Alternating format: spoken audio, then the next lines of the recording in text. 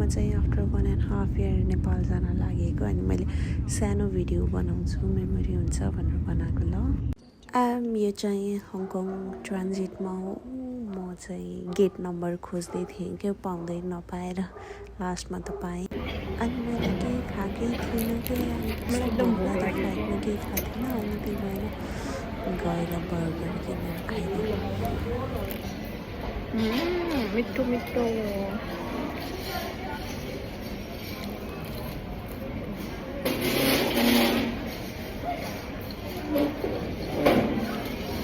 म first time होला ल कहीँ गएर एक्लै खाएको एक्लै हिँडेको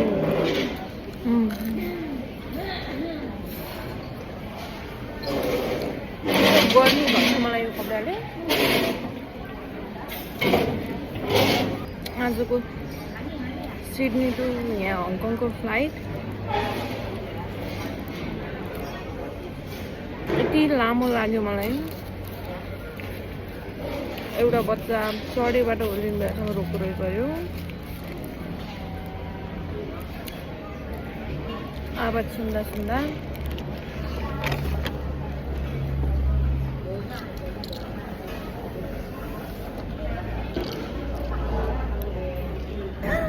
अबको 5 घन्टामा त मैले बाउ पुग्छु।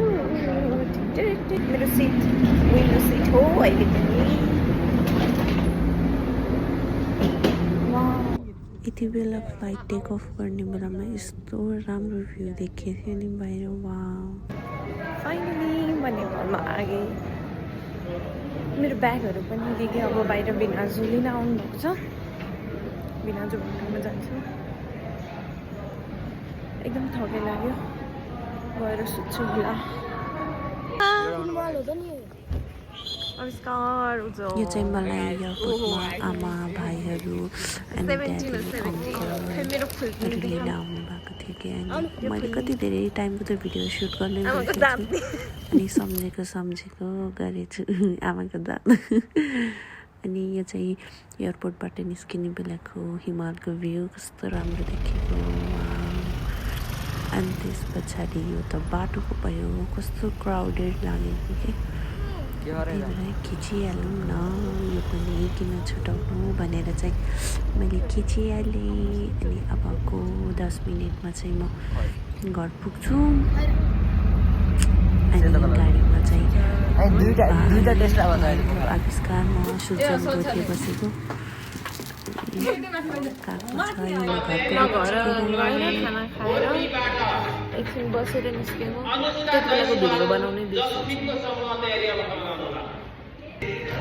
आन्टी त्यहाँ हुनुहुन्छ अनि अगाडि शान्ति निकेतनमा प्रोग्राम भइरहेको रहेछ डान्स प्रोग्राम अनि त्यही हेर्दै हो।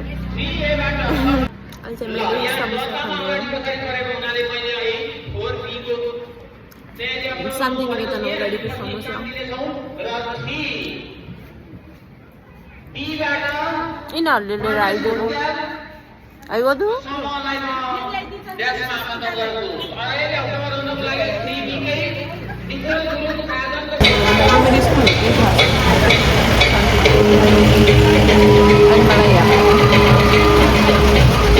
मम्मीले सन्सानी भए भन्दै हुनुहुन्थ्यो है मम्मी।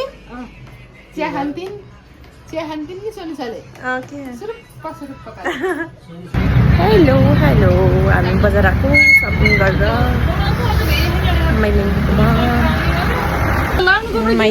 साउनी मेरो युट्युबको भिडियोमा हो क्या आन्टीको पसल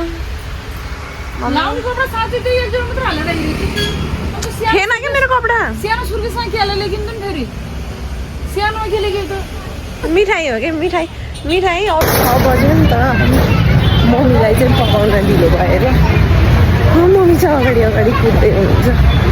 म झोलाहरू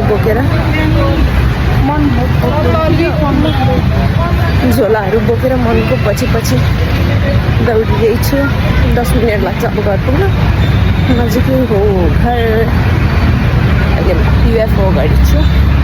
अब म स्टेफनी लिएर घर जाने हो। मैले भेटेँ मम्मीलाई।